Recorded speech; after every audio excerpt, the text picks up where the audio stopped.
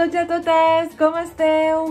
Bé, doncs, avui per Arts and Craft farem una activitat super guai que us encantarà. No és una manualitat, és una barreja entre manualitat i experiment. Super fàcil, el que necessiteu és una ampolla de plàstic buida.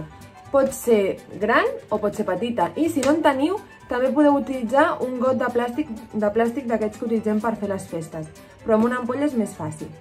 Després, un pot amb aigua, aquí dintre n'hi ha aigua, i una mica de sabó. Jo he agafat aquest, que és de rentar els plats, perquè crec que fa més escuma, però el que tingueu per casa. Per últim, necessitem un mitjó. Sí, un mitjó. Què hem de fer? Molt fàcil. Agafem les tisores i agafem l'ampolla. Aquí haurem de demanar ajuda als papes, ¿vale? I què haurem de fer? Tallar el cul de l'ampolla.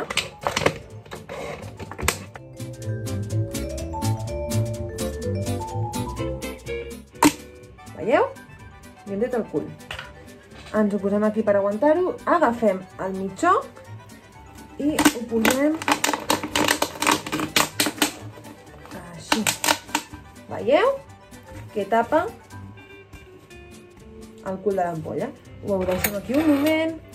Agafem el potet amb aigua i li posem bé de sabó. Si voleu amb el dit ho podeu remoure una miqueta. I jo crec que ja està. Però ja us ho vaig dir en alguns de primer B que us recomanava que aquesta activitat la féssiu a l'aixeta, a la dutxa, a la banyera, perquè serà més fàcil. I per fer-ho del tot bé, anirem a la banyera, aviam com queda. Anem a veure què passa.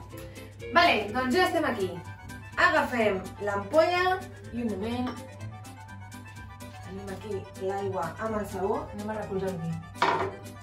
I hem de mullar la part de baix.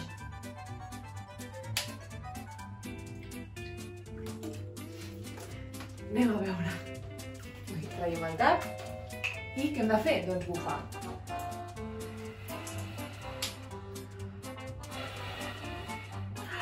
Mireu! Tornem a mullar.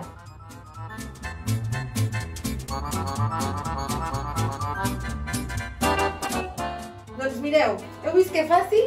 Ara ho feu vosaltres i si voleu ens envieu una foto o un vídeo. Mireu l'escuma. Oh! Doncs res, espero que us hagi agradat i que ho pugueu fer a casa. Adeu!